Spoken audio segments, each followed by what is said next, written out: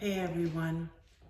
So today on episode 4, I wanted to talk about, or at least piggyback from yesterday's episode, Mr. Scammer, and how sometimes your blessings are delayed because of someone else's karma debt. So here's my story. I'm a licensed clinical social worker, and I had to take a test upon graduating graduate school in 2005. I graduated with my master's degree in social work in 2005. In order to practice social work in any state, you have to pass a test, which is the first test before becoming a clinical social worker, which is the licensed social worker test. I took the test in 2006, the year that I met Mr. Scammer. And I took the test every year thereafter until 2011 for 5 years. And each time I failed the test. I was confused. I didn't understand why. I knew the content. I went to school, I studied. The test wasn't cheap. It was about $260 each time, plus the books, plus the classes, plus the time to actually study. It's a 4-hour test.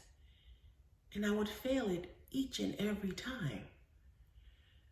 The first couple of times, I must have failed it by 1 point.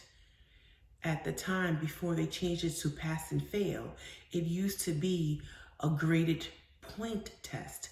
And I remember that I failed it by 1 point. I needed a 75. I got a 74. Talk about confusing, talk about pissed, talk about frustrating. And it wasn't until I broke up with Mr. Scammer in 2014 I passed the test. So the moral of the story is that you could be doing everything right in your life. You could be a kind person, you could be a giving person, you can vibe high and your energy is clear. But if you're with someone who's paying karmic debt that you know nothing about, or maybe you do, maybe you don't, your blessings are going to be delayed. Not denied, but delayed. Because you're in the cross of fire. You're in the line of fire, basically. And that's what I learned in my life, that the people who are closest to you, who are going through their own karmic debt season, may be delaying your blessings. So again, to piggyback on what I was saying yesterday, be careful who you let into your world. Be careful who you tell your business to, because they probably don't like you.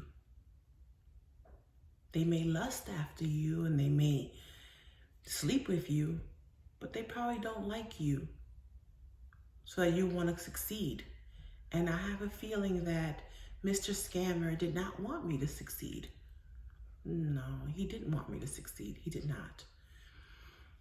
And I failed that test 5 times, once a year for 5 years. It wasn't until the 6th time that I passed the test.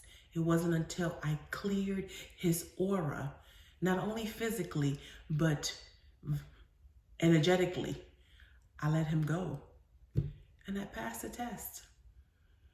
So, blessing delayed, but not denied. That's just for today. See you tomorrow.